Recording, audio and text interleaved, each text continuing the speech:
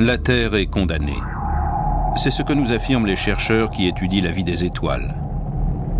Quand notre Soleil aura fait son temps, il se dilatera jusqu'à atteindre plusieurs fois son volume actuel, provoquant l'évaporation de notre atmosphère. Peut-être même engloutira-t-il toute la Terre avant de se contracter et de disparaître. Première bonne nouvelle, nous ne serons pas là pour assister au spectacle. Le Soleil n'explosera que dans 5 milliards d'années. Deuxième bonne nouvelle, la mort du Soleil sera à l'origine de la création d'une autre génération d'étoiles.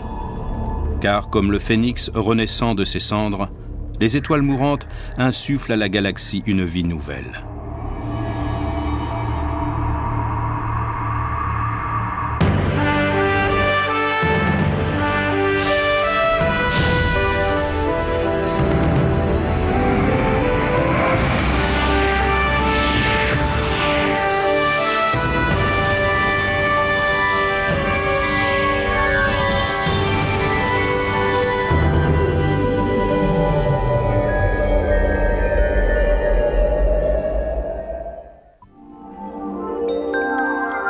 Lorsque, par une nuit étoilée, nous observons le ciel, nous avons le sentiment que les étoiles sont éternelles.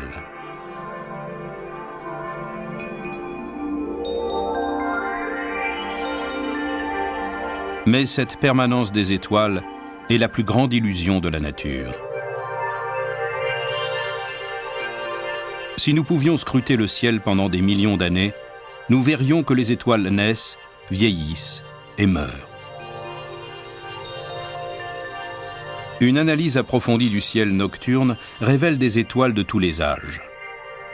La constellation de la Lyre, par exemple, comprend Vega, une étoile blanc-bleutée qui compte parmi les plus jeunes et les plus actives de la galaxie. Et dans la constellation du Scorpion, la rouge Antares est une étoile froide sur le déclin. Les étoiles naissent dans des nébuleuses aux noms évocateurs comme le Lagon, Trifide ou l'Aigle. Grâce au télescope spatial Hubble, placé en orbite loin au-dessus de l'atmosphère terrestre, les astronomes ont pu être témoins dans ces amas gazeux de la naissance de petits soleils.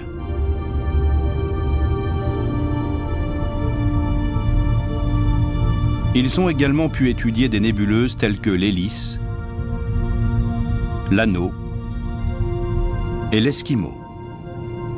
Ces cercles de fumée céleste sont en fait les derniers soupirs d'étoiles mourantes. Les astronomes ont même étudié les vestiges d'étoiles mortes dans une formidable explosion il y a des milliers d'années. Ces incroyables photos du cycle de la vie des étoiles nous ont donné une autre approche de la notion même de vie. Le carbone est le constituant fondamental de tous les êtres vivants sur la Terre. Or, sans le cycle de vie des étoiles, il n'y aurait pas un seul atome de carbone dans toute la galaxie.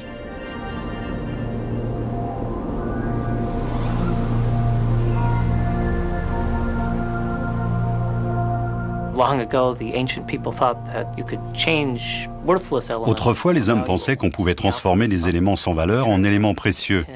Les alchimistes cherchaient ainsi à changer le plomb en or et en argent. Nous savons maintenant que c'est impossible, du moins sur Terre. Mais dans les étoiles, c'est ce qui se produit. Et c'est cette alchimie céleste qui a fabriqué tous les éléments dont nous sommes faits. Le carbone, à la base de toute vie, l'azote qui est dans l'air, l'oxygène que nous respirons, le fer dans notre sang, le calcium dans nos os, tout cela a été créé par les étoiles et l'histoire de la genèse de ces éléments est vraiment passionnante. Commençons par une étoile simple, comme notre Soleil. Le Soleil est une sphère d'hydrogène incandescent, en combat constant contre son champ gravitationnel. Les forces de gravitation qui tendent à faire imploser la sphère du Soleil sont en effet contrecarrées par la pression du rayonnement de son cœur chaud.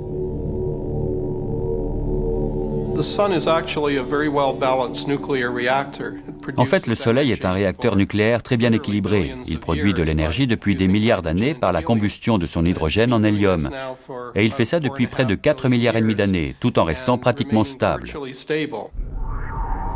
Ce qui se transforme dans le Soleil, c'est sa composition chimique, pas dans les couches extérieures, mais dans son noyau. L'hydrogène se transforme progressivement en hélium. C'est une fois qu'il n'y aura plus d'hydrogène du tout que les véritables changements auront lieu. Le Soleil se mettra alors à enfler et se transformera en géante rouge. Cette expansion soudaine aura lieu lorsque la réserve d'hélium accumulée par le vieux Soleil prendra feu. La soudaine libération d'énergie fera alors de lui une géante rouge. Mais cette gigantesque étoile en manque de combustible n'aura qu'une courte durée de vie. Son noyau fabriquera des éléments de plus en plus lourds pour tenter de se maintenir en combustion. Mais à mesure que les couches extérieures de son atmosphère distendue s'éloigneront, la gravitation menacera de faire imploser ce noyau. Finalement, le feu central s'éteindra. Les régions intérieures se refroidiront et le reste se dispersera. Si l'on en croit nos observations d'autres étoiles, le Soleil se dépouillera progressivement de ses couches gazeuses pour former un anneau cosmique brillant appelé nébuleuse planétaire.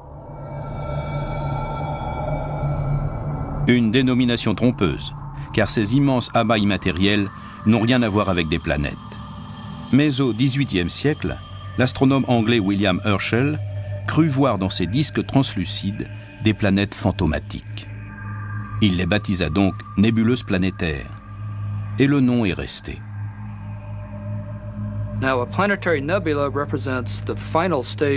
Une nébuleuse planétaire représente le dernier stade de l'évolution d'une étoile comme le Soleil. Nous pensons que d'ici 5 milliards d'années, le Soleil aura épuisé son carburant nucléaire.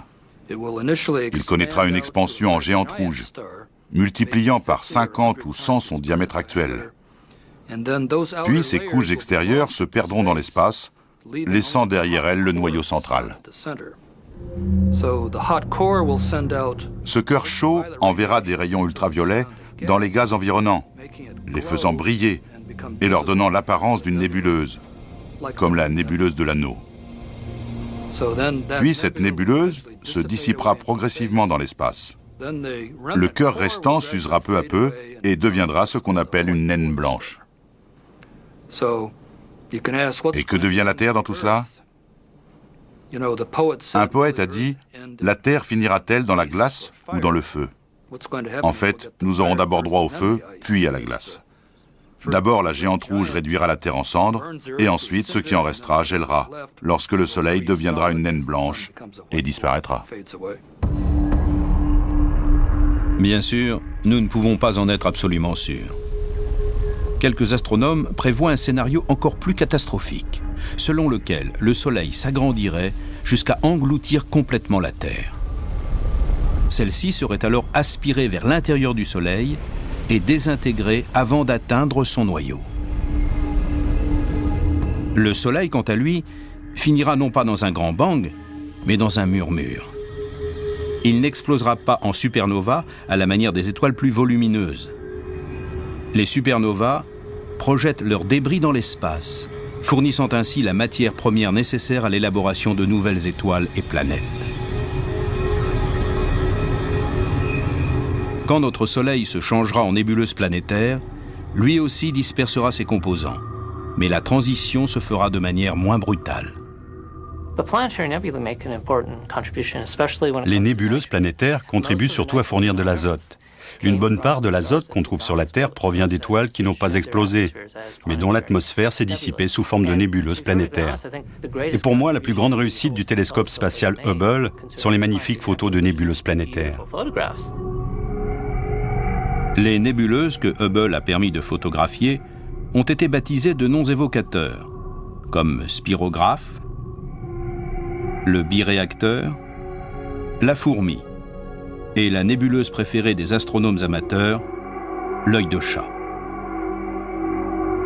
À 3000 années-lumière de nous, elle affiche un tourbillon de gaz coloré complexe mais remarquablement symétrique.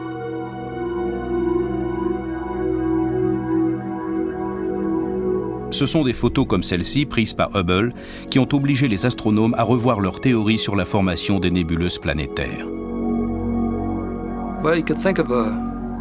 On dirait un arroseur automatique quand elle tourne et projette de la matière dans différentes directions.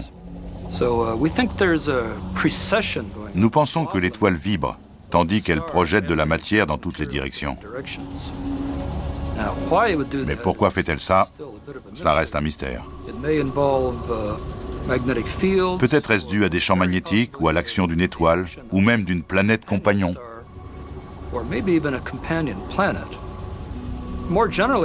Plus généralement, nous découvrons que presque toutes les nébuleuses planétaires ne sont pas rondes, comme nous le pensions, mais allongées.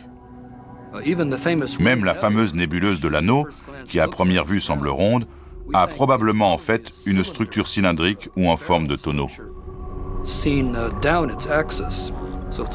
Elle ne semblerait donc ronde que de notre point de vue et aurait un aspect beaucoup plus allongé sous un autre angle.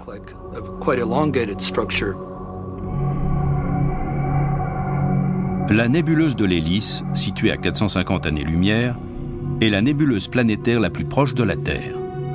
Tout près d'elle se trouve une naine blanche ratatinée, dont les couches extérieures se sont dispersées il y a environ 10 000 ans. Le télescope spatial nous a permis de voir à l'intérieur de l'hélice et nous avons découvert des centaines de petites boules gazeuses, du moins petites en apparence.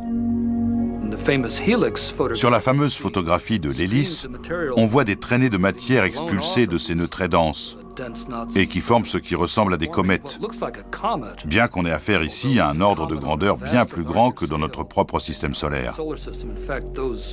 Ces boules font en fait plusieurs fois la taille de notre système solaire tout entier.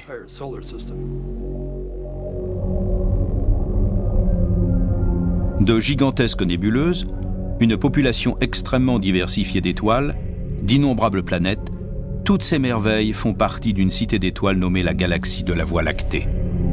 Tout comme une ville, cette cité change d'aspect au fil du temps. Et bien qu'elle semble assez statique, il s'y passe énormément de choses.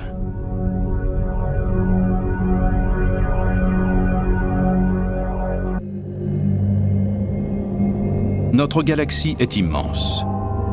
Une fusée se déplaçant à la vitesse de la lumière, la vitesse limite de la galaxie, mettrait environ 100 000 ans pour la traverser. Ici vivent quelques centaines de milliards d'étoiles.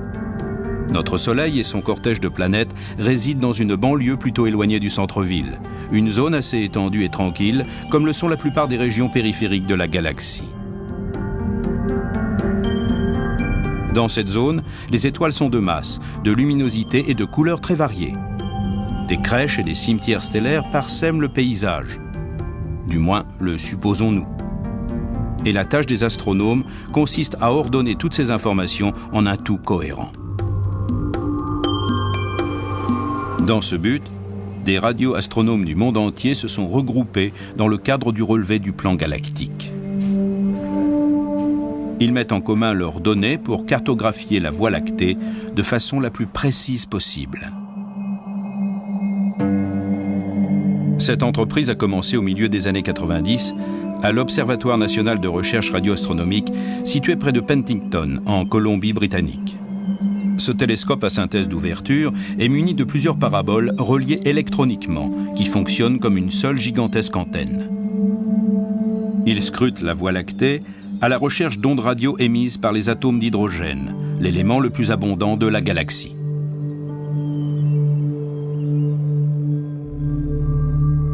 La constellation du Cygne est une riche tapisserie d'étoiles et de nuages d'hydrogène qui apparaissent en rouge sur cette image optique.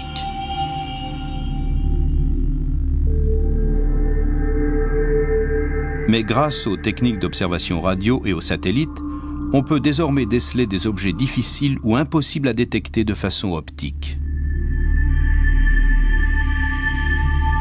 Dans cette région de la Voie lactée, des étoiles géantes naissent et meurent et les résidus de plusieurs explosions stellaires sont visibles.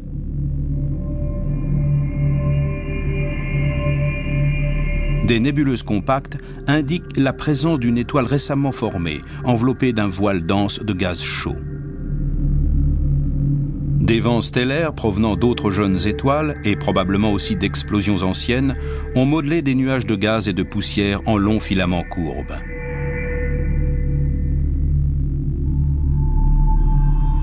Ces gaz et ces poussières constitue ce que les astronomes appellent le milieu interstellaire.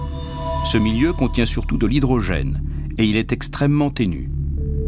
Sa température est de plus de 240 degrés en dessous de zéro.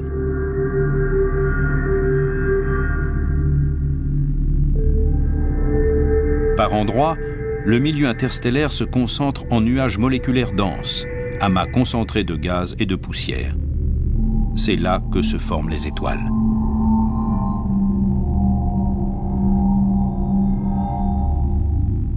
Les astronomes attendent beaucoup de l'étude de ces nuages moléculaires. Mais pour y voir clair, ils doivent faire appel aux radiotélescopes.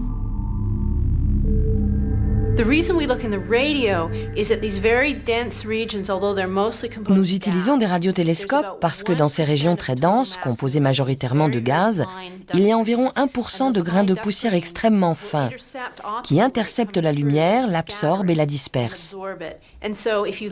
Donc si on observe une de ces régions à l'aide d'un télescope optique, on voit un amas d'étoiles tout autour. Mais la zone qui nous intéresse est toute noire. On ne peut rien voir.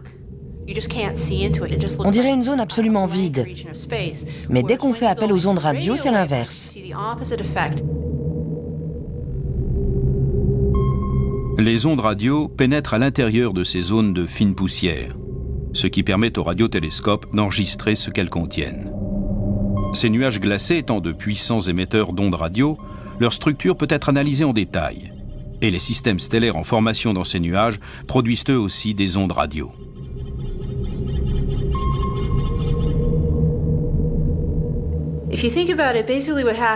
En somme, la différence entre une étoile et le milieu interstellaire, c'est que l'étoile est très dense. Pour former une étoile, il faut donc prendre une portion de ce milieu équivalente à la masse de notre Soleil, donc étendue sur un diamètre de 3 à 5 années-lumière, et la compresser en quelque chose d'assez petit et chaud pour devenir une étoile. Les régions qui se densifient sont aussi celles qui sont les plus froides. Elles finissent par se réchauffer quand il y a formation d'une étoile, mais au début, lors de la phase où les matières convergent vers le centre, elles sont extrêmement froides. Elles ont une action refroidissante. Elles renvoient l'énergie dégagée par la formation des nombreuses molécules. La théorie de la formation des étoiles est simple. Un amas d'hydrogène se contracte sous l'effet de la gravitation jusqu'à devenir si petit et si chaud qu'il déclenche des réactions de fusion nucléaire qui font briller la nouvelle étoile. Mais il ne faut pas que l'amas se réchauffe trop vite, sinon il cesse de se contracter. Afin de se condenser en étoile, il doit donc se débarrasser de son excès de chaleur. On suppose que c'est là qu'interviennent certaines molécules, et principalement l'eau. Mais cette théorie est maintenant remise en question par les observations du radiotélescope placé en orbite autour de la Terre et appelé SOAS, ou satellite astronomique à ondes submillimétriques. Le SOAS a été conçu principalement pour déceler, dans les zones de formation d'étoiles, des molécules spécifiques qui sont essentielles pour comprendre le processus de création d'une étoile. L'une de ces molécules est l'eau, et l'autre, l'oxygène moléculaire. Les molécules d'eau émettent des ondes radio que les antennes des satellites sont en mesure de capter. Et ces ondes, en ôtant de l'énergie à la nébuleuse, servent à la refroidir. S'il contient assez d'eau, un nuage interstellaire pourra ainsi rester froid assez longtemps pour se condenser en un amas d'étoiles. L'équipe du SOAS est donc partie à la recherche d'eau dans l'espace. Elle en a rapporté de bonnes et de mauvaises nouvelles. Nous avons découvert qu'il y avait de l'eau absolument partout dans la galaxie, et nous avons examiné de nombreuses régions. Mais elle est bien moins abondante que ce que nous pensions, environ 100 à 1000 fois moins que ce que nos modèles nous laissaient supposer.